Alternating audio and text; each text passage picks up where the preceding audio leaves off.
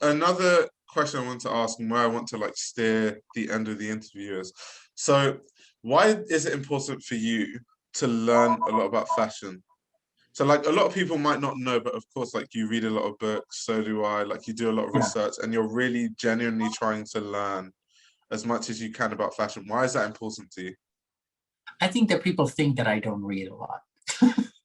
I think because of my content, just I because think I people post. think that for me as well, it's hilarious because you post one video and when the what happens when you post a 20-minute video is that you can't tell the full story in 20 minutes. Because if I was to make a video about Balenciaga's history and contain everything, it'll be a week-long video. And I'm not going to Yeah. do that.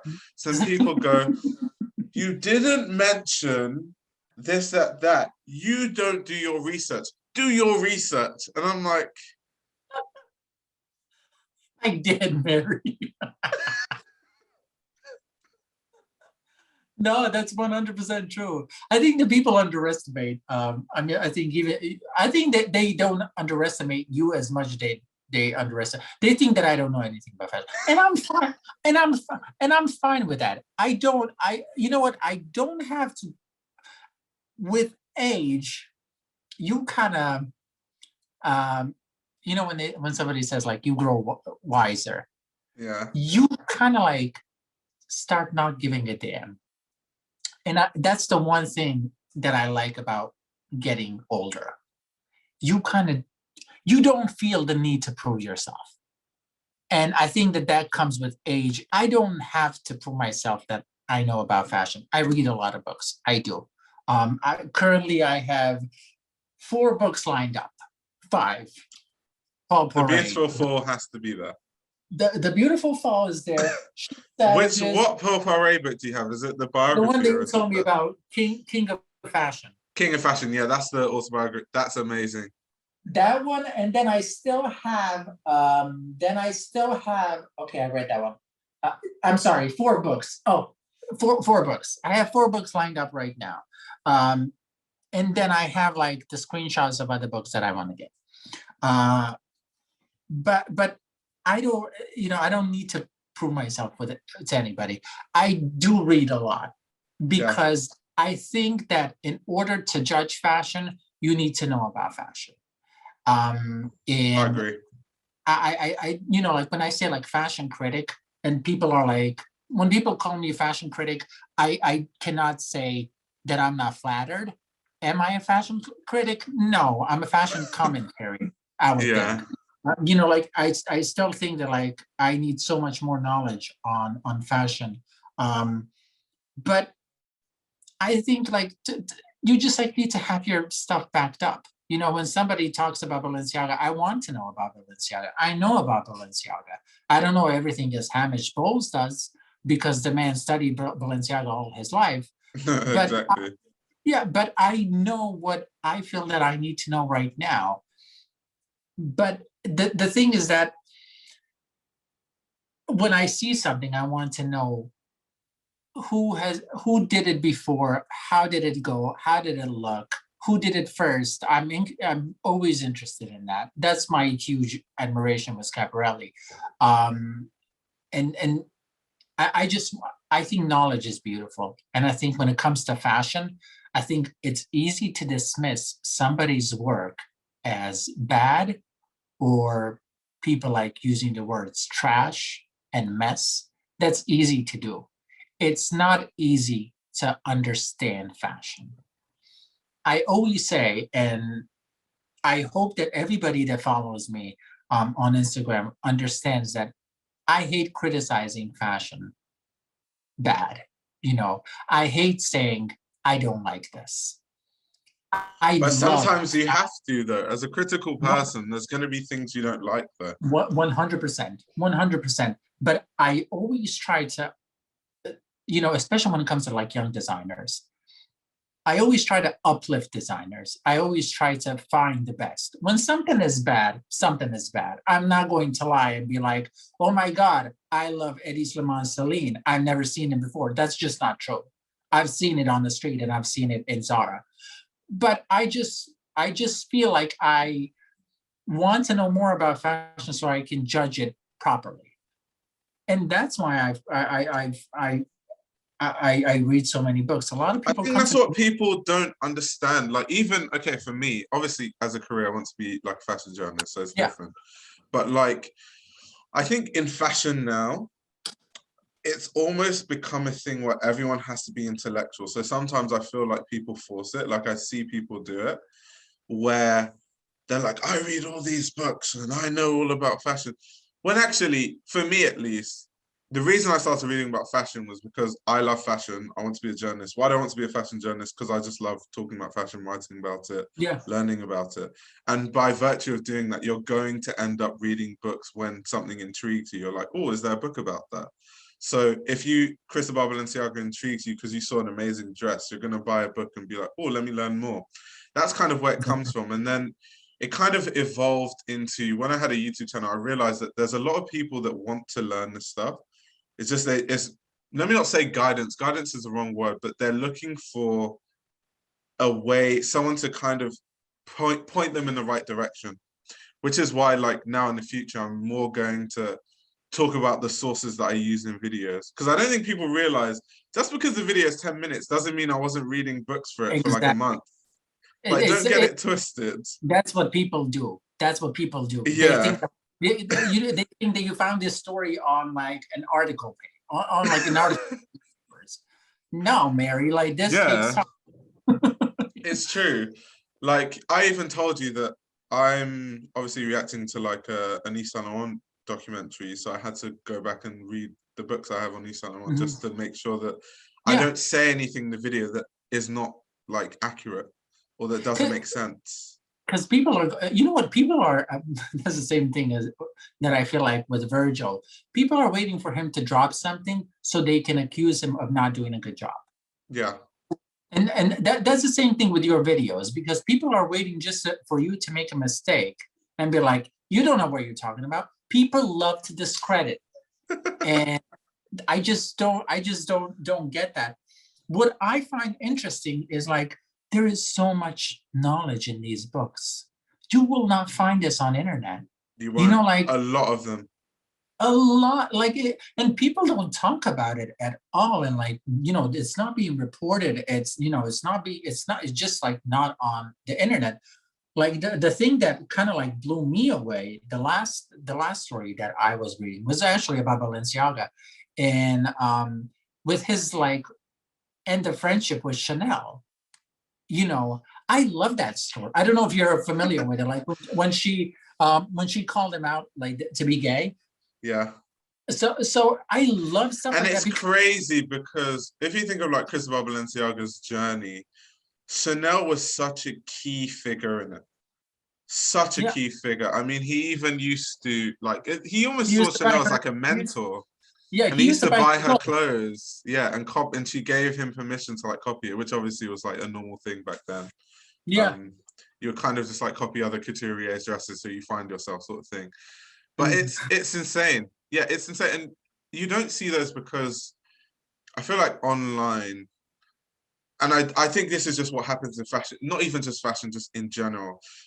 And this is something I talk to with a lot of my friends actually, is when people are writing stories or articles online, as a journalist, you have to be able to edit down to things that will get the most clicks.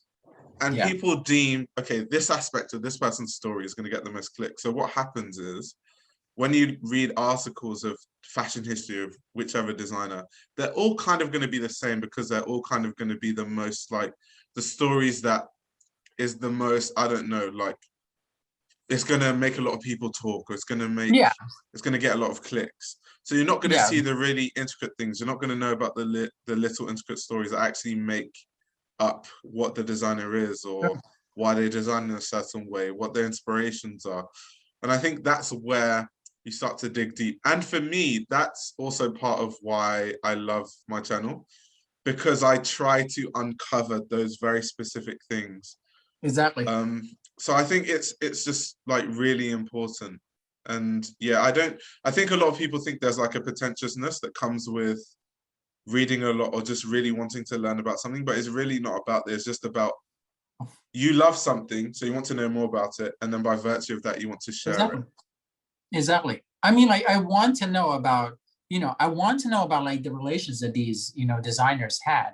I think that's beautiful. I mean, at the end of the day, like these are like real people. I mean, I'm going back to that Chanel and Balenciaga story. Like, to find out that she was the one that she outed him for being homosexual. That's just like, like it tells you something that you want to know.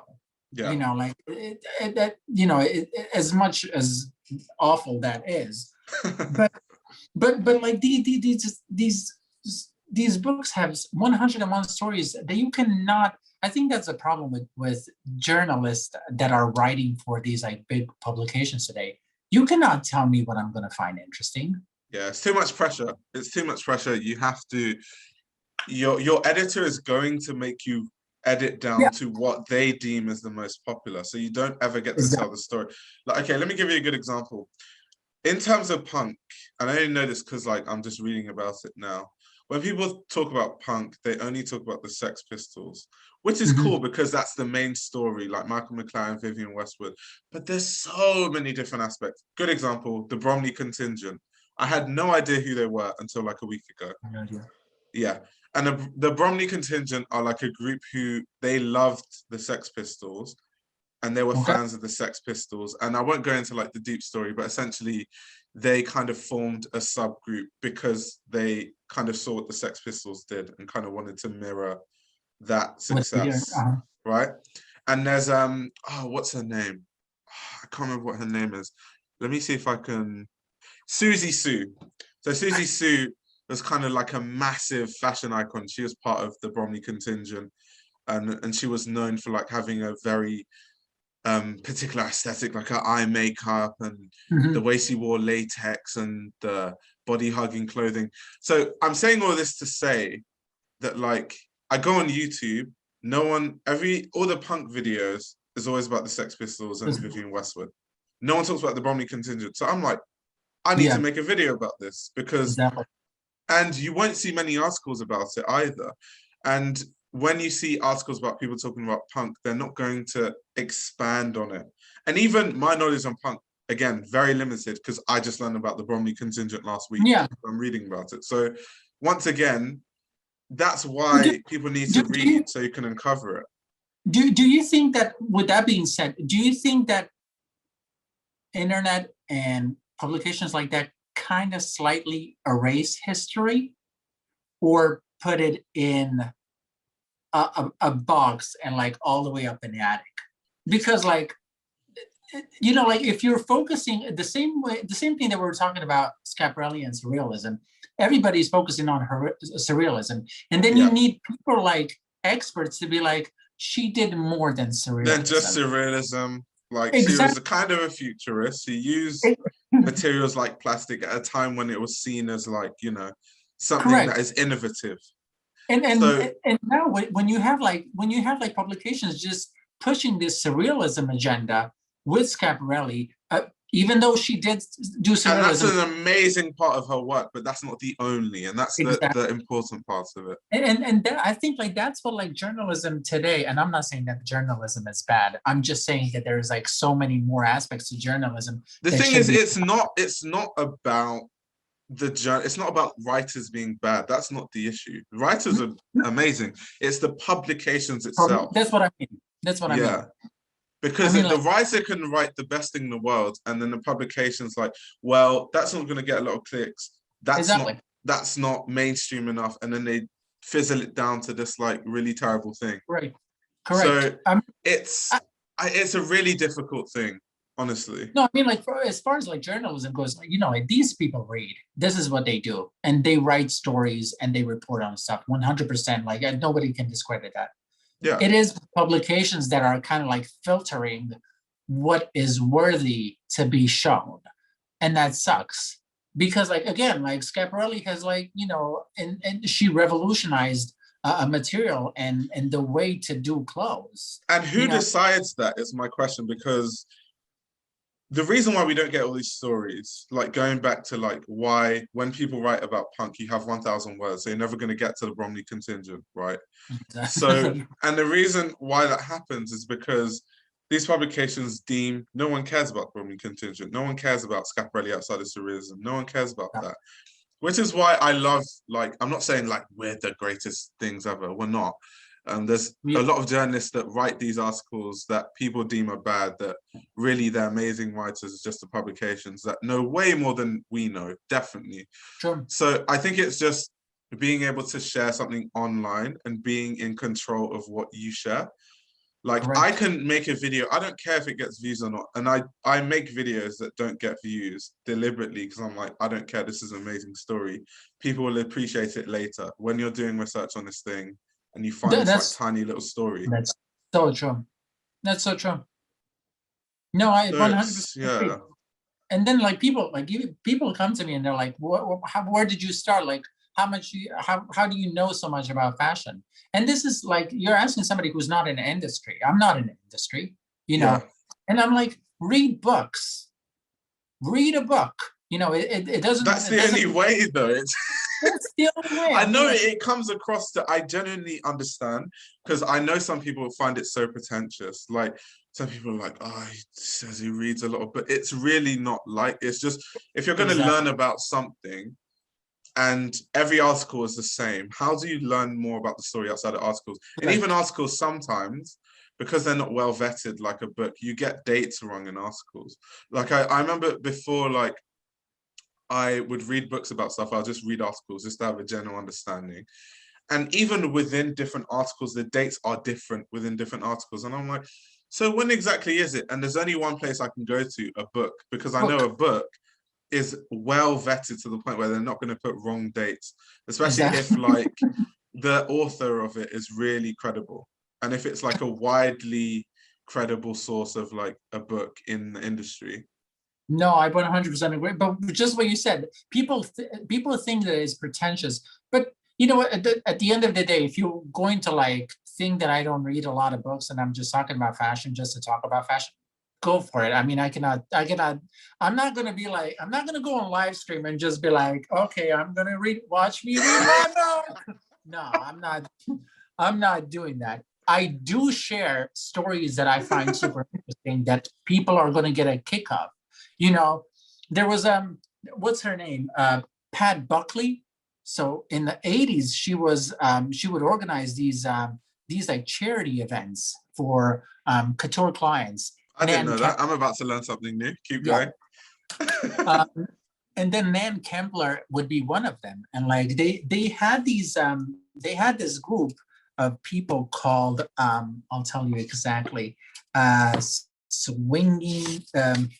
Wait. Oh, here we go. And then wait, I'll tell you exactly. Okay, here we go. The Shiny Set. Have you ever heard of it?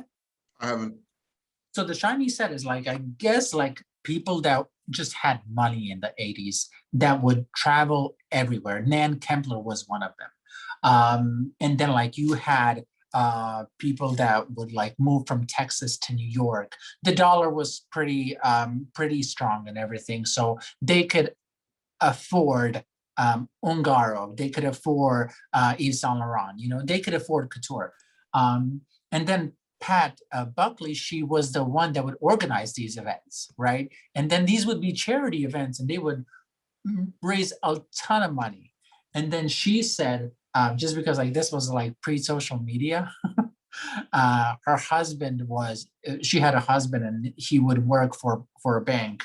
And then she said, the only way Frank knows where I'm at is when the Amex bill comes. You're going to find these stories in, you know, it's not going to take you 20 minutes to read this. It's going to take you a couple of days. A while. But you're going to find one story and 17 more stories. And why is that? Why is that? Because when you read a book, it's tens of thousands of words. It's not a summarized 1,000-word article that you're only ever going to see in a magazine. And the issue is because in a magazine, you are never going to be able to write a story in its totality because you have a word limit. In a book, you can go as deep as you want until you just decide, okay, I'm going to stop here. And in the magazine, you have to explain the situation a lot. You have to paint a picture and then explain what you want to say in 1,000 words. So Yeah. there is no way that you're going to find interesting stories, and stories like, like that I mean, like, these people were living their life. This is ridiculous how much money these people had, and then this lady goes, she's like, this is my calendar. In January, we are in Paris. In February, we're in Milan. March is for London. And I'm like, I've been in a house for a year, lady. Like, this is not what I need to I do. wish I had that sort of Honestly, lifestyle. I'm like, what the hell? She goes like, I went to Rome to buy shoes. I'm like, I got mine on Amazon. It's being delivered to my doors right now. It's so sad. But the books are fucking amazing. Honestly, God, I'm so happy that I'm into them and that like we have access to them. It's ridiculous. It's so ridiculous, honestly. And like on my Instagram, I'm just gonna, take a screenshot of take a picture of something and just be like, my God, like, check this We're out. honestly so lucky when I think about it. Not only do we have online and all the information that's online, we also have access to books, because I think like back then, not only was there no internet for all this information, Yeah. there was no Amazon, or there was no like online market because there was no internet. So all the books you wanted, you couldn't actually get them really, Yeah, unless I like agree. you literally called someone to go to the bookstore to buy it and ship it to you, which no one's going to go through all of that stuff for a book. Nobody So likes us that much. it's just like you just had to go to the library close to where you are, and whatever fashion books they have, that's all the information you could probably Exactly. ever learn. It's so Exactly. different. It's so different now, Is it which is like in why that? I'm so appreciative about it. Exactly. I was just about to say like that, like we don't appreciate in what times we live. Yeah, Like, like, like the world may seem like it has a lot of issues, which it but does. which it does, and it always had a lot of issues. It always had issues. Now we're facing with the issues that have been around for such a long time that nobody wanted to acknowledge. That's Yeah, that's it. And it's time to get acknowledged. But other than that, we do live in pretty good times. Like you can travel wherever you want. You can do whatever you want. You can walk the streets like in a thong. Nobody's gonna tell you anything. Because people are, it's and then you have access to everything. yeah. Like just what you said, like dude, I would go in the 90s in the library. They would not know how to spell couture. Just because it's not about, like creation writers Yeah, did not write about couture. So like all the books that I read are in English, even though English is not my first language. yeah. But it's amazing times that we live in. Like, does it need change? Yeah, it does. But when did the world and the society not need Yeah, change? always need a change. So it's crazy. It's crazy. But I'm telling you, dude, this book I am living. I'm gonna read it once school ends for me. Obviously, I'm really busy with schoolwork, but once Well, school ends, you have those 19 books that you have. well, there's that as well. But yeah, because in the summer I'm gonna go quite ham, because I've never had like the amount of free time that I'm about to have this summer. So So wait, when does your school end? in next month, June, like mid-June, And then it starts back in September?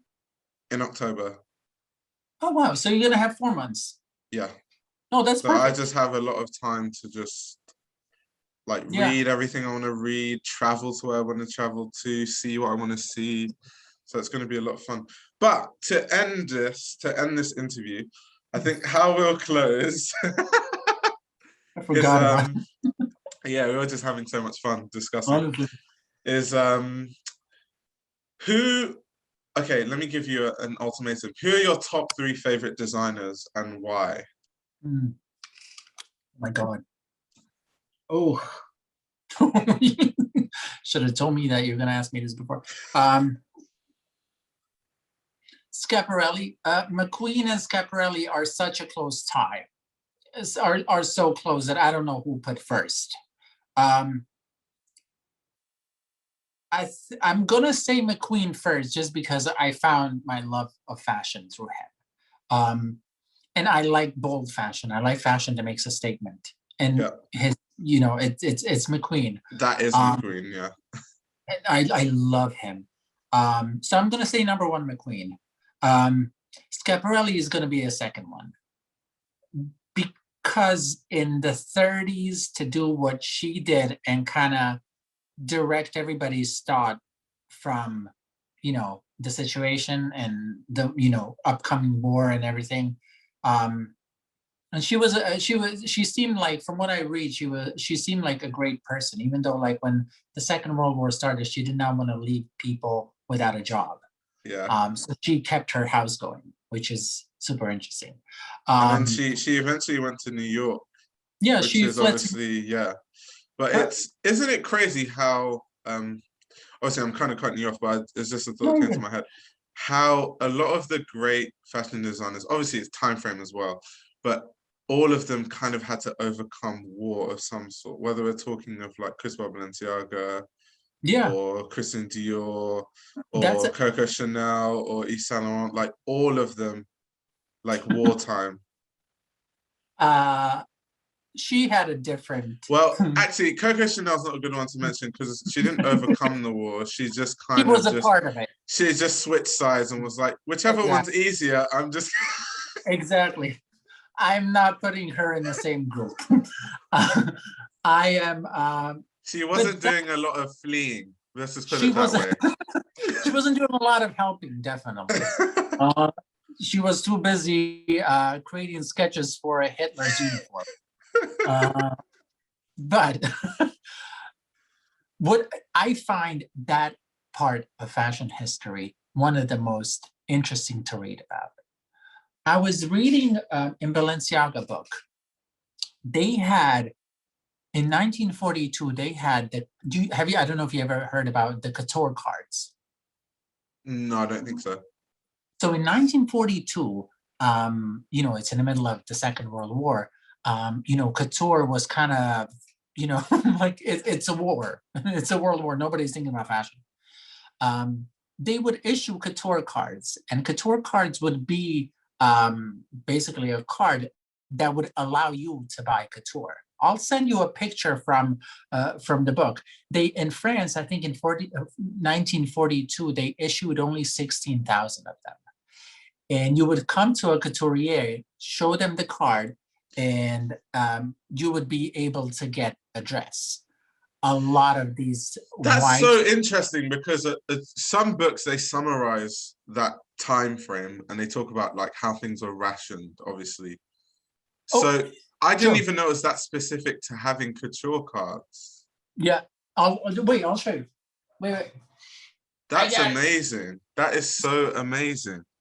So in 1942, they had 16,000 of them. But the thing is that women that would come to couturiers, and there was not a lot of the couturiers. Like, for example, like Vionnet closed Yeah, a and lot when of them closed shop. a A lot lot of of them. them did. Balenciaga didn't though. Yeah. Balenciaga worked But do you know like, why that was? From what I've read, it's because basically when Germany wanted to take over, because mhm. Paris was the capital of fashion at the time, and the Germans wanted like that to be like Germany to be seen as like the fashion place. So they were trying to force a lot of the couturiers to go to Germany, and a lot of them like would rather close shop than to like help You know, Germany with their image of like being this sort of big fashion country, dude, which is hilarious. I love that story just because, who was one of the people for that kind of, they kind of stopped that. Um, Lucien Lalonde, Yeah, uh, he was one of the strongest voices. I think that he was the head of Chambre de, yeah. I the can't Chambre de la Silica. I can't. I'm not French. Sorry, guys. um, he was one of the people that kind of influenced that. And the funny thing is, like, Dior was working at that for him at that time, Yeah, and Balenciaga and Balmain also, I think, worked for him at that time. But the thing about these cards is that a lot of people that would come. a lot of women that would come to, to Lucien Lelong, they would be wives of these like German officers, and the way that they would earn money is from, robbing and taking away houses and possession of, Jewish people. So it is such a sad.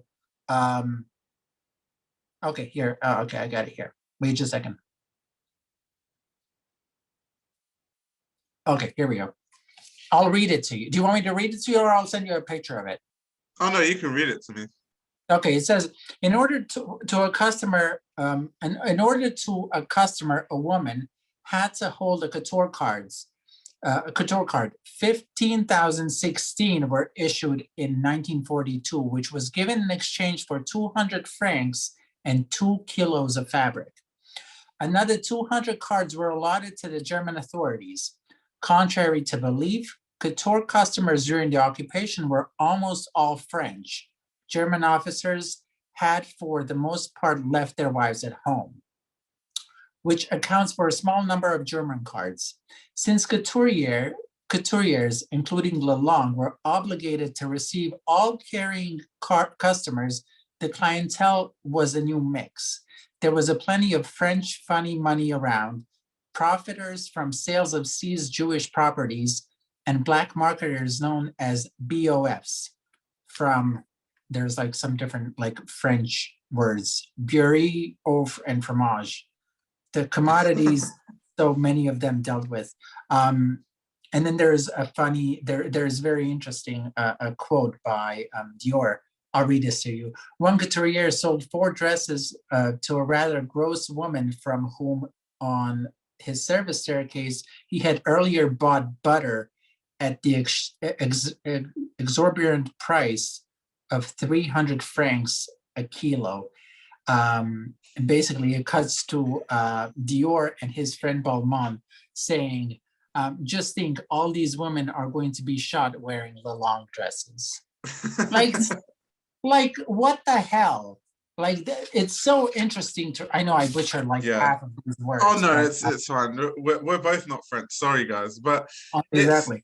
Okay, so another interesting story. And then I'll pose you the question again. It's just when I start thinking of all this stuff, it's so interesting. It's just I just have to do it. But just the fact that like Carmel Snow, how much influence she had, like when she was editor-in-chief of Harper's Bazaar, like in obviously 1947 when she said, "Oh, this is the new look," and then Diana Vreeland brought it back to America, and then they found out what the new look was in America. But the thing is, it wasn't really the new look though, because Cristobal Balenciaga did exactly what Dior did years before Dior, and that's why Dior even said that, like, he has a quote that's like, I'm paraphrasing, but it's almost like kind of like Balenciaga creates and we follow. And that's a pure example, but just the fact that Carmel Snow had so much influence that when she would make a statement, it would stick. Yeah. And that's why, like, going back to reading books, because you don't, like, when you read articles, it never takes you to the point of like understanding that the new look, yes, Carmel Snow said that, but in actual fact, it wasn't really, that's kind of just something that helped sensationalize the moment. It's not necessarily the new look in aesthetic, because Balenciaga did that. And in fact, by the time Dior did it, he had moved on to a different aesthetic. So really, Balenciaga was the new look, not Dior. It was, you have, let me, I don't want to butcher it. I already know where this is. The person that spoke about it also, the first time that I heard about it, and I did not acknowledge it at all, was actually Charles James. And Charles James said, which I found super interesting because I did not think about, like when you are not so deep into fashion, the new look is the new look. Like the new look is like everything happened until that point. At that point, and then it just changed the whole of fashion. Everything was there, but people don't understand. People don't understand that it's really not what it's not what it is. But Charles James said, and he said, there is no such thing as a new look. what people have been going mad for in the last year is nothing more than a summation of 10 years of dressmaking development. That is so accurate. It's unbelievable. And that's from so accurate. It's ridiculous so because accurate. Like Balenciaga was such an influence, and like Dior like said so many amazing things about him because the man was amazing. But I don't understand people that discredit Balenciaga, because I don't think that we will ever have somebody like that.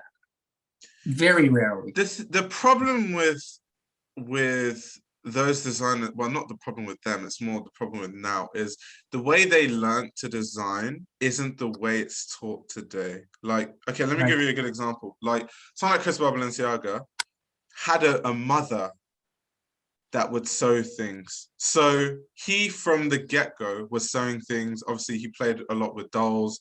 He experimented with dolls. He, obviously, there's, his first patron, the Casa de Torres, the woman who, he copied her like Poiret dress. And she was like, no way, this like young kid can like copy a Poiret dress, and it's actually almost accurate. And like, he was clearly skilled, but it was like tangible skill, like hand skill. And that is not something that is encouraged now, because now if you study at Central St. Martin's, they're not going to teach you to sew or to make patterns, because they're just thinking when you work in the industry, you're going to have people that do that when you have a brand. Sure. And I get it. It still means you're creative, but I think there's a very specific type of creativity that comes from having the tangible skills as well as having the creative ideas. Yeah. No, and I think, because even just the story of like Balenciaga copying couturiers, and it's not just Balenciaga, a lot of couturiers did this, where you would copy couturiers, dismantle their clothing, deconstruct it, look at everything down to the seams to really understand how this clothing is made, so that you have an understanding of what's possible, but also within the realm of like clothing design, how far you can push it. It's such a deep understanding of fashion design that I don't see many designers having today. That's interesting that you say that. One of the designers that did that, recent is McQueen. I remember. But McQueen, once again, he's an example of someone that had the tangible skill, though. Exactly. McQueen was a serious pattern maker, like serious level pattern maker. There's this story that Daphne Guinness, who has a huge collection of couture, like from Hubert de Givenchy, like long time ago. So she was telling this story that she had this Givenchy piece, and McQueen was looking at it, and he just took it and like started like ripping it apart, just to understand the construction, which is, and I mean, like, if it was me, I would be like, do not touch that. Yeah, don't mess up that amazing dress. I would be like, you know what, you break it, you pay it. But you don't see that anymore. And then like when you think of Balenciaga, like the ultimate goal is to have like one seam. That's it. And the simplicity of it is just amazing. Like you're trying to create a dress with just one seam, and nobody does it like that or ever will, I think, which is it's sad. And you see how much he appreciated his work. I mean, when you think about Balenciaga now, as much as I like them, nostalgia, honestly, it's too different. It's not Balenciaga. It's really not Balenciaga. I think that Balenciaga was, I was reading actually in this book, Fashion Conspiracy, they're talking about like who are the 4 designers that John Fairchild loved the most. And it does not mention Balenciaga. He mentions Yves Saint Laurent, he mentions Ungaro, he mentions Valentino and Giorgio Armani. And at the end of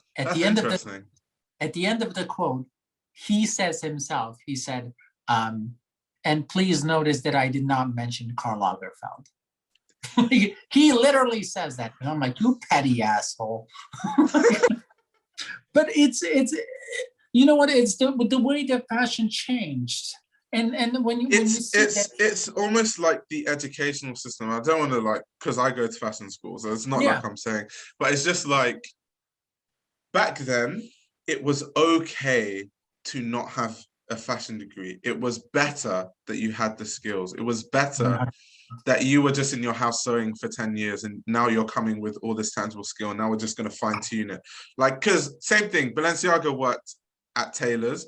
And when he was in Spain, he worked at like a tailor that was influenced by British tailoring because it was big at the time. So it's like these people had skills. Same thing with McQueen. Well, McQueen is kind of different because he just went Savile and that's yeah, kind of where the story starts.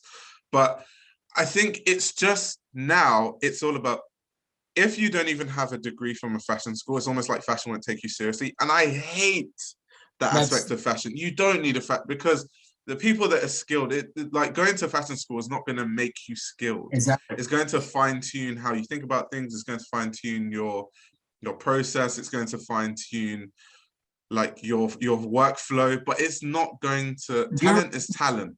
you're missing so much talent. That's the Yeah. thing. Like the next big it designer doesn't have to be educated in fashion. You just have to understand It's fashion. that whole elitist thing, like, oh, well, you didn't go to like FIT or like CSM or Parsons, so you're just not worthy. It's so stupid. It's unbelievable. But that's the thing that's the system that we're talking about. That's that And that's system. the system I hate because Yeah, I feel like now that the system has transitioned into that, there's probably so many designers who are amazing but never get a look in because, well, never. they didn't go to CSM, so they didn't get the right press, which means they're not gonna. And it's sad. It's honestly Yeah, upsetting. it's not. You know what? It's this different view of fashion, that fashion is business. For Balenciaga, fashion was it was art, it was Yeah. everything, And like then it's almost like they love fashion so much and the money is a consequence of just how good the designs are, but that's not, they're not it's not. like, at least when they start, they're not like, I want to get rich. Eventually they are like, okay, how do I expand the business? We saw that with Dior, we Yeah, saw that with Chanel. But when they start, it's, if you follow their story from when they're young, it's a clear understanding of like wanting to learn about fashion. Even Christian Dior, for example, someone who was like collecting art and all those things. So it's a genuine interest. It's not like they're just like, how can I make money? Making clothes is cool. well, dude, speaking, like, you're pulling my tongue now. It's I think that Christian Dior, as much as like influential he was, slightly overrated. Slightly Would you overrated. say that because he didn't have the same sort of pure tangible skills that like a lot of other designers that are considered great from the 20th century did? I mean, like, I think when I compare him to, I mean, like, when I compare anybody from that guard of fashion, when I compare them to Balenciaga, they just fall flat. That's understandable. Because That, he's just every he has every facet of it. exactly. Which is why Him, I'm personally so fascinated by Valencia, honestly. Like he just had every facet. But exactly. I'm trying to Him think and of him and all the and other 20th century.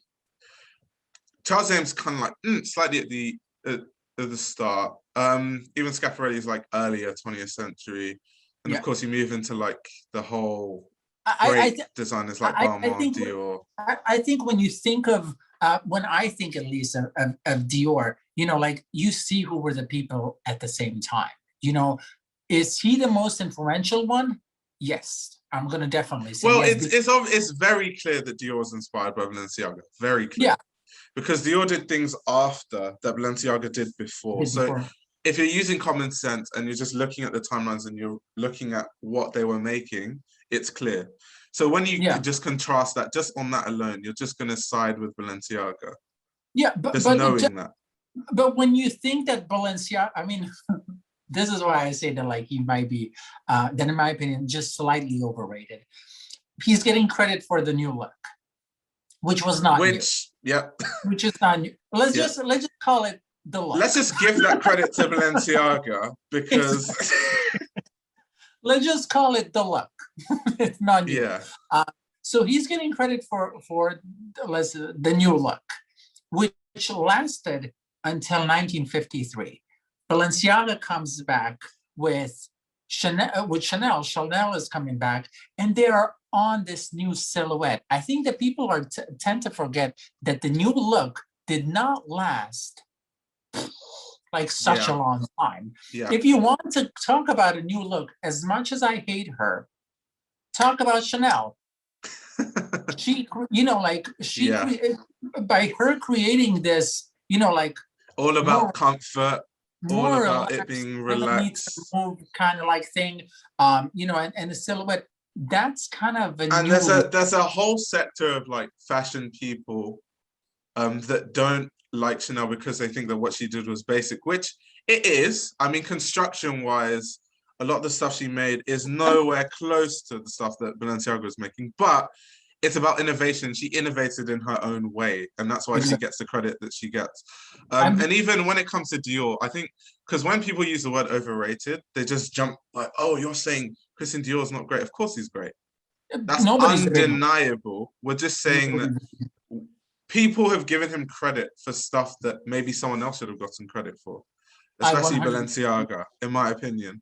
I 100% agree. I think if people talk about Chanel, you know, like you don't have to create something new for it to be revolutionary. You just have to reinvent the wheel. And even making a small... And context is important. And the timing. When you do it matters.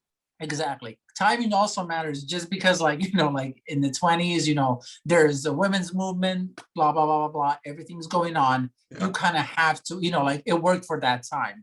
I mean, like, if you want to talk... Wait, like 1 second. I think someone's at the door.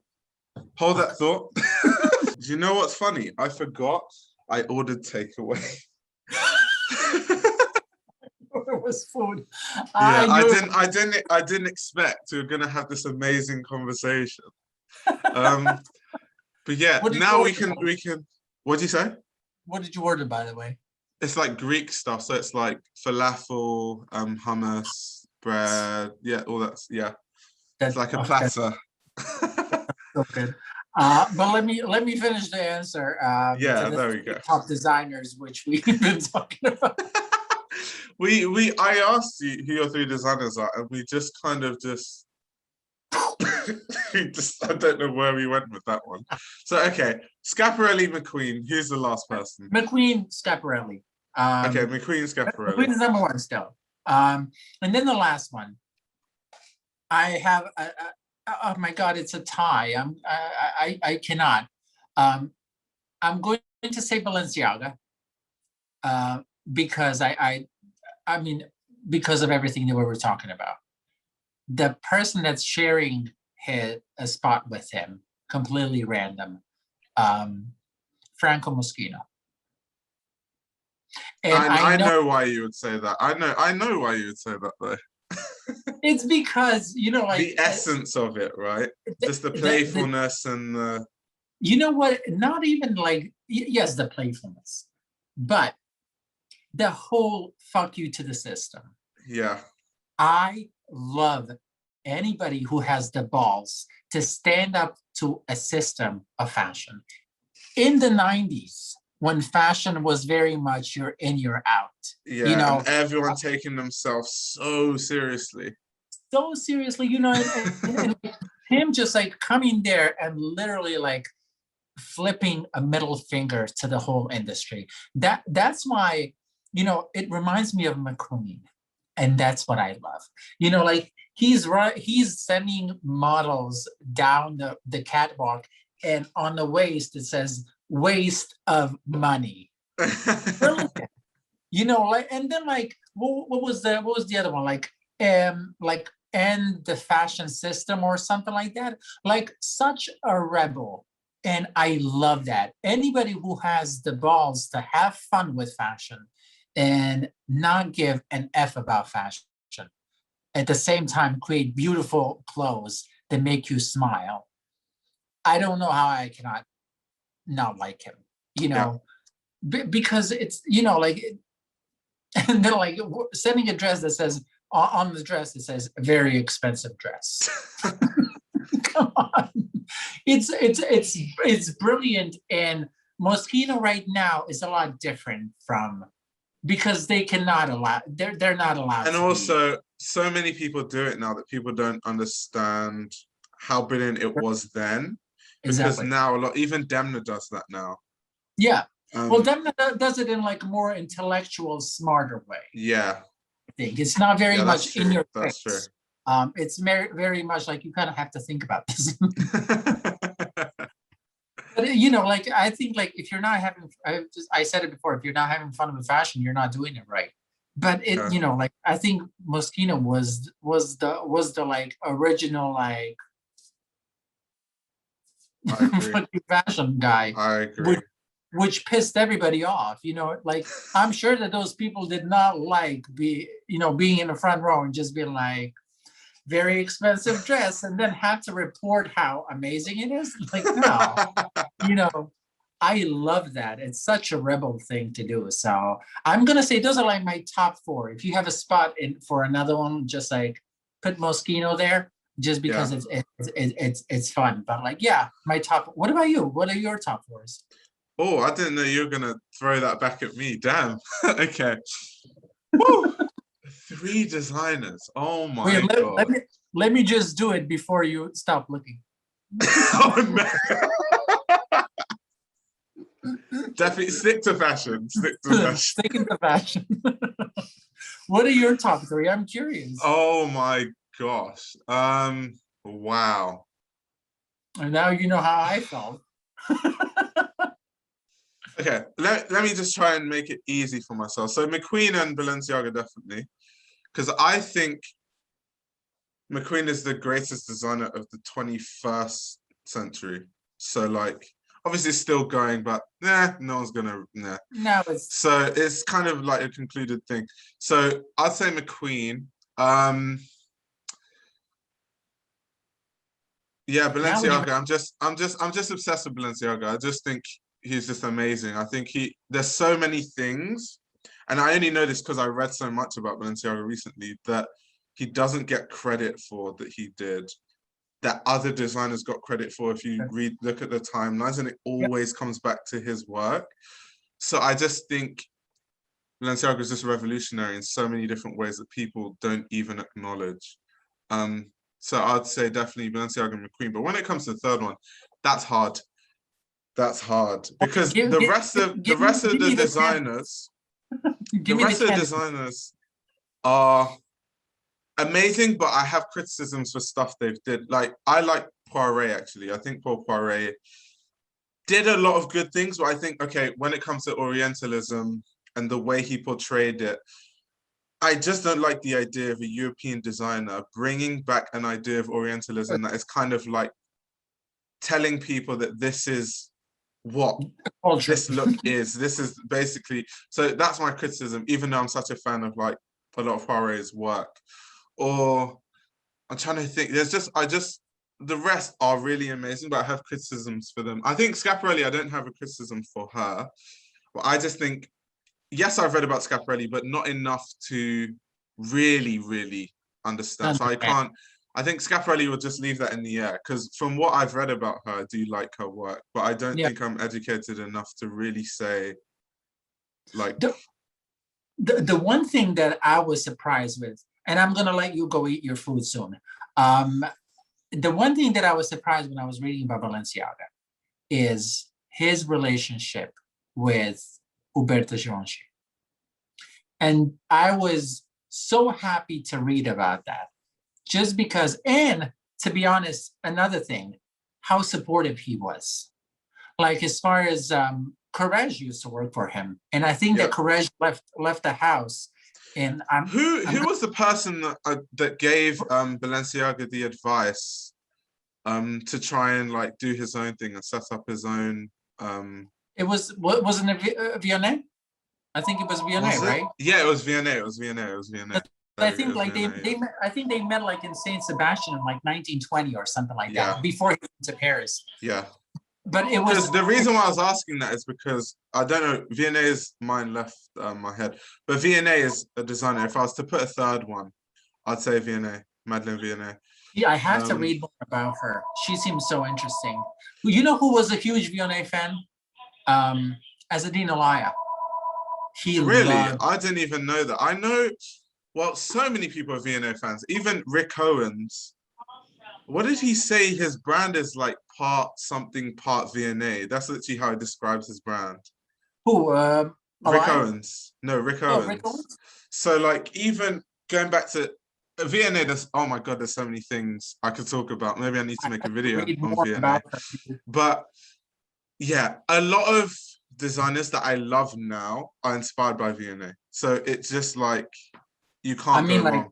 was it you that mentioned like, that like Maria Grazia was Maria Grazia is like ripping her off like left and right. Yeah, yeah. But she was what I understand from her was this she was the person that would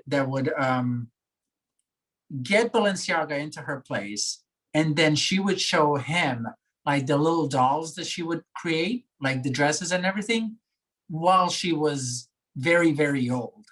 And I think that she was the designer that she did not have a lot of education. I don't think that she like went to school or anything. She started doing fashion when she was very young.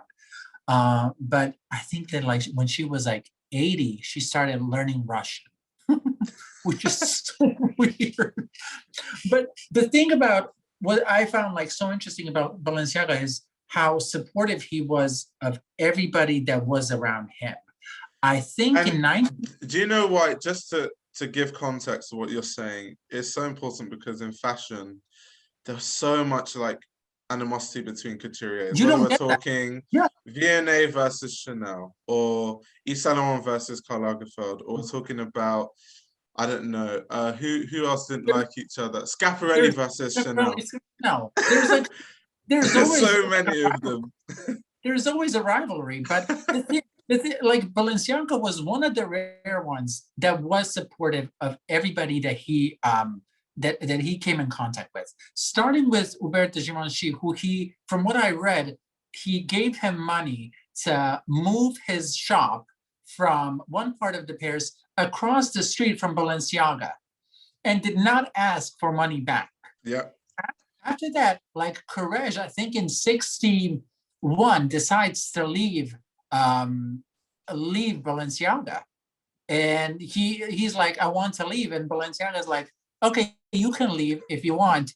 You have to find me a replacement. And that's how Ungaro got in Yeah. Givenchy. But the thing is that and he also gave him money. Also, he also gave Courage money to. I love the story about the Wait, I prices. didn't know. I didn't know he gave Perez money. He gave him like he said he's helped him like start with his business. Later on, Oh. when Balenciaga closed, he sent a lot of his clients to Givenchy, and Yeah, he and he I've read about that. Yeah. and he sent one of his best saleswomen to Koresh. Yeah. And she was very happy there. My favorite story about two of them, about Hubert de Givenchy and Balenciaga, Balenciaga. is do you know about like Hubert de Givenchy wanted to train at Balenciaga? Do you know Yeah, about that? I know about I that. I know I about. love that story. And he's like, he wanted to, from what I remember, like he wanted to train in But Spain. all Balenciaga's peers saw that like they could see it though. Yeah. Even I remember like Balmain saying something about what was the quote? It was something along the lines of all of us want to work for Balenciaga just so we can uncover his secrets, type of Well, thing. you realize that Balmain was one of the people that asked Balenciaga not to quit fashion. Yeah. Because Balenciaga in 1949, his boyfriend passed away, and he was thinking about becoming like a monk. Yeah. But Dior and Balmain got together, and they went to beg him not to stop doing fashion. And that goes into, oh my God, it goes into, I don't want to make it a Balenciaga conversation. It is already. Like Hamish Bowles, have you seen the book, the Balenciaga in Spain? I haven't. I saw the presentation.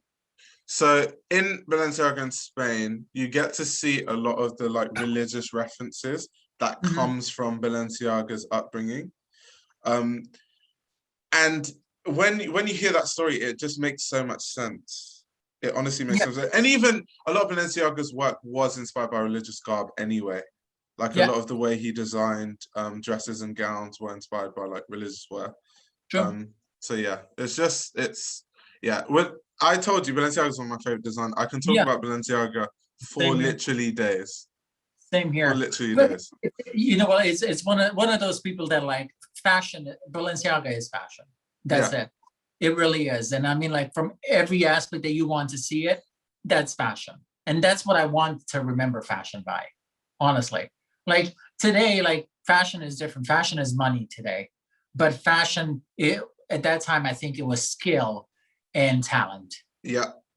And that's what I It want is. to I think the do. reason why people bought things was different. Like people would buy a Balenciaga dress because it was genuinely amazing. I think now people buy a Balenciaga dress because it's Balenciaga, not because the actual piece is nice. It's because it has a name behind it, and also because that name is associated with wealth, and you can kind of position yourself as like, oh, I've got all Exactly. this money. That's why people buy a sweatshirt for £500 that just says That's Balenciaga across all Balenciaga. of it.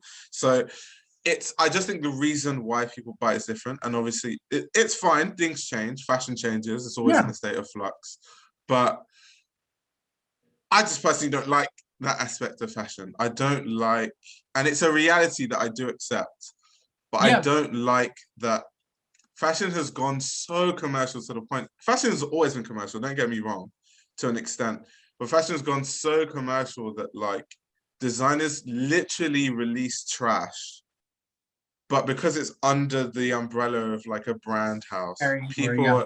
people Exactly. over conceptualize it as being good. And then when I say it's bad, people are like, who are you to say, what do you know? He's a designer at Balenciaga. I'm like, okay, yeah, but I also know how the industry works. And I know that Right. the CEO of Balenciaga was like, Demna, as much as you want to make this amazing dress, we need you to keep making us sweatshirts because we Exactly. made €1 million from those last week. Yeah. So The focus and everything shifted.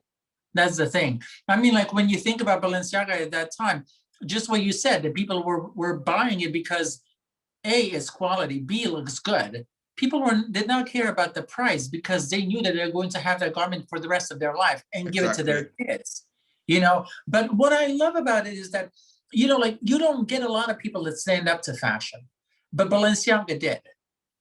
Like when ready to wear was starting to come around, like he was at a Yeah. specific, he was old also, and like he kind of wanted to leave fashion also. But like when ready to wear came around, he said like, I'm too Yeah. good for this, Mary. I'm out. All of you can do Peace whatever you out. want. He's like, But I'm out. we see more frequent versions of that though. Like the Antwerp Six, a lot of them did that. Like Anne Meister, she was like, "Peace out. I don't like where fashion's Yeah. going." Marta Margiela, "Peace out. I don't like where House fashion's of going. Let me Blank. just call it Yeah. quits." Like Marina House Yee of Blank. barely did. She was just like, "I'm gonna do my own thing." True. So it's just even in modern times, there's people that still care about it as an art It, and they it, it is, respect it. but I love seeing that just because you know what, you can, like you have to have balls for that. When you look at Azadine Alaya is like, my work is so good that I don't need to follow you guys. I'm gonna do my own thing, Yeah, and then everybody's gonna come to me. I love that. It is such a good way to be like to stand up to fashion and let your work speak for yourself. That's what something that's kind of like dying out in fashion. and from time to time, people do that. Even like what's this guy? Helmut Lang did that as well, didn't he? Yeah, With exactly. the and that's why actually New York Fashion Week is held when It's it's the held, which first is one. Yeah, hilarious. But yeah. I love it's that just story. it's just so many stories in fashion. But it's honestly crazy. And I think to close actually, the last thought that came to my head was trying to understand why fashion is the way it is. I think it's the business structure because when you think of how fashion houses were in the 20th century, it was literally just you own your own couture house and you might have a business partner. So really, they're just all independent. What happens when you have a conglomerate like an LVMH that's a businessman, not fashion designer first, is like, whatever happens, I just need to make a profit. That's Yeah. not how couturiers think. So Well, couturiers are just like, this is so much fun. I just want to make amazing clothes and see if I can survive. You even when you read books about them, you get that sense that they're just like yeah. enjoying the moment and the fact they can survive. So it's really different to now where people are like looking at the numbers, crunching the numbers like, okay, we made 500 million. Next year we need to make 600 million because our shareholders want to make, they want to True. see gains. Well, I think that business changed fashion, people change fashion also. When you have, like people, again, I'm coming back to John Fairchild, that is like excluding somebody from acknowledgement that they rightfully deserve. You know, you fashion, like I was reading about him, and he would talk fashion up in front of these CEOs, talking how huge business it is. But meanwhile, he would go back to fashion and like belittle everybody. It's ego that changed fashion, and that's very, very sad, because like fashion was kind of given um this how do I say it? Like they can do whatever they want, and that's when the problem started occurring. Even to this day, I mean, I'm hearing stories from different like PRs and everything, like the stuff that they're doing. This is not like small stuff, like from Yeah, sexual assault, like everything. Like fashion was giving too much of free will, and to do everything you want without repercussions. And that's the problem. And then like greed and everything, of course, like LVMH carrying everything, that kind of like goes with the territory. But it shifted and it changed for the worse. I do think that we should stay hopeful, yeah, because right now, in the time that where you do have accountability, you do have more chances to become a designer now than before. You do. yeah. um, Social media and yeah, exactly. I mean, like look at Robert Boone. Like he didn't come through like Vogue pages. He yeah. came through social media, and that's great. Even though Even his clothes, Peter Doe.